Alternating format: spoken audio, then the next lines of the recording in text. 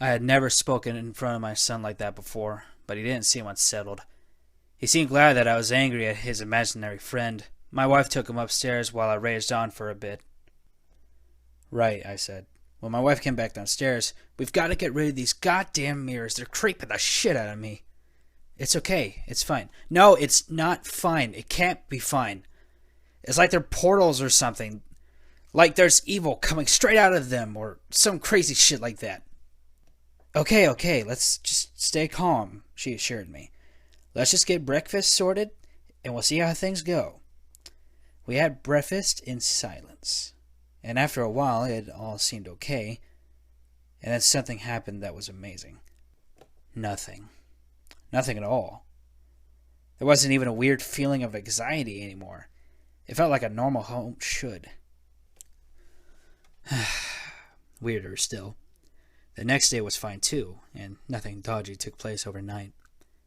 We kept the mirrors. I hadn't been entirely serious about throwing them out, and I had just been stressed out. Then a whole week went by and it was Sunday again, without a single weird thing happening. Our house was beginning to feel at last like home. We had less work, so we spent more time with Daniel, and he seemed to forget about his imaginary friend, which was actually a relief to us. That imaginary friend had seemed like nothing else. Something else. It seemed wrong to be coming from the imagination of a 4-year-old. We thought everything was going to be fine, but then something made us think twice. Yellow mold had started to grow in the circular patches around the house. The patches were about the size of footballs, and they gave off a rotten smell. We decided to leave it for a while, but the patches turned up suddenly in more places. They were too ugly and stinky to stay. We called a man to investigate and sort out the mold problem, and while he worked, the three of us paid a visit to my parents-in-law. We got a call from the man dealing with the mold at about 8 o'clock in the evening. He sounded troubled, and he told us to come by quickly. We were very agitated throughout the car journey, and when we saw a policeman standing around our home, my wife looked as though she would cry.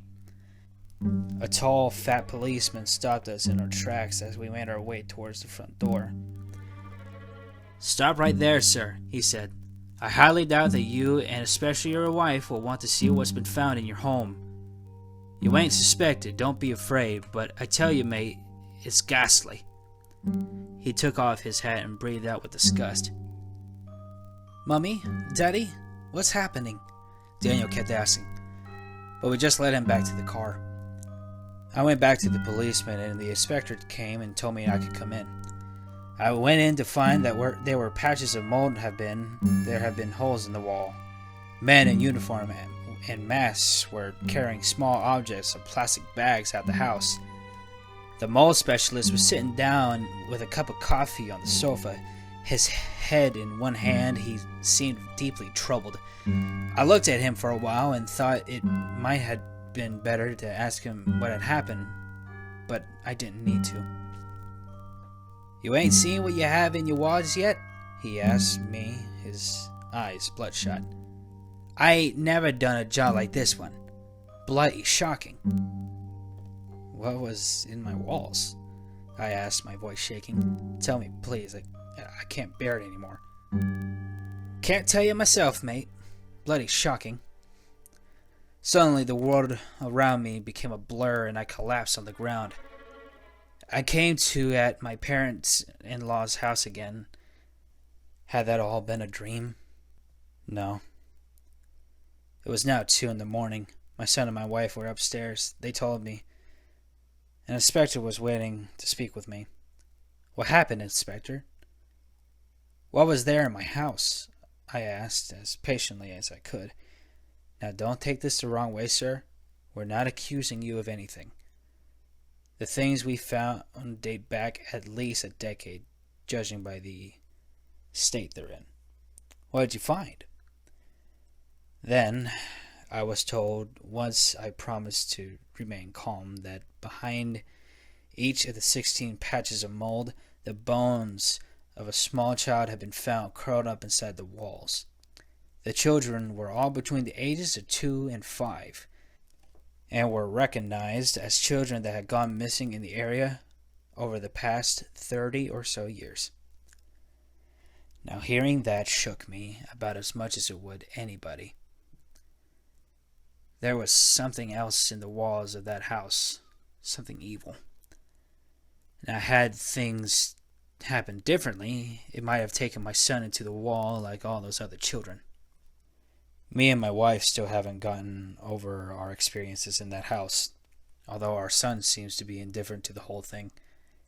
He never got told about the children in the walls, and hopefully he'll never ask so we won't have to tell him.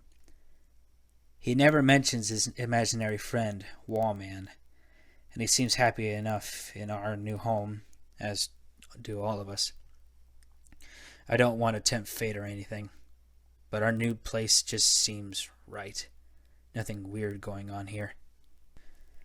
But one thing bugs me, and I don't think it'll ever stop bugging me as long as I live.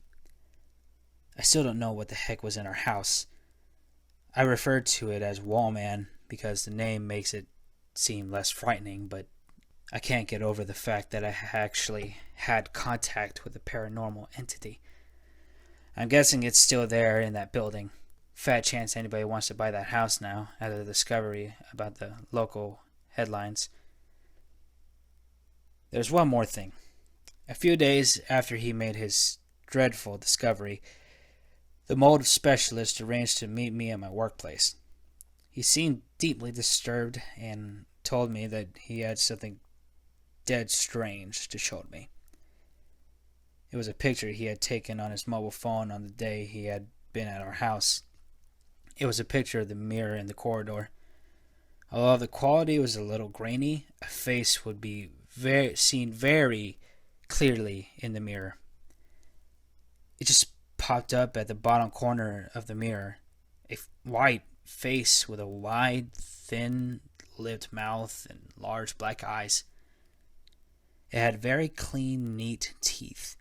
It didn't appear to have a nose or any hair, but perhaps it was just because of the quality of the image.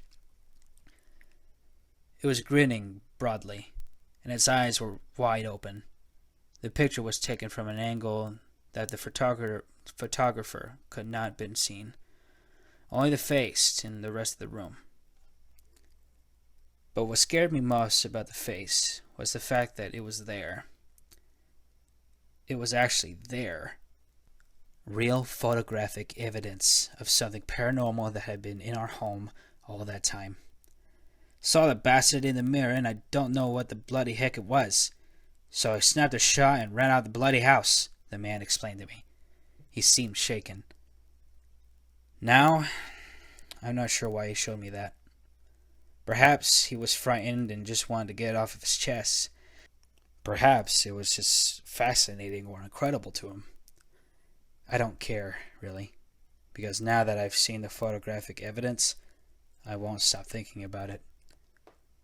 I never truly actually believed in paranormal until then, but now I'm open-minded. I say my prayers before going into bed every night. I've started being superstitious and avoiding creepy places and walking under ladders and everything. I only have one mirror in my house now, in the bathroom, and I avoid it like the plague. Not to mention that I practice methods designed to keep my home free of negative energies. My wife likes that, after all. It is good feng shui. And sometimes, only sometimes, when I'm alone at home and it's all quiet, I press my ear to the wall and listen carefully. Then I look into my mirror for a while just to make sure there isn't anything else in there. Perhaps you should give it a go too. After all, some houses are strange and some houses have been there for a very long time. With enough time, I think things could come into existence in empty places that shouldn't be allowed to exist. You may find that those walls that protect you from the elements every day are in fact home to something that you might need protection from. And as for mirrors, well, I guess they are like doors into the wall.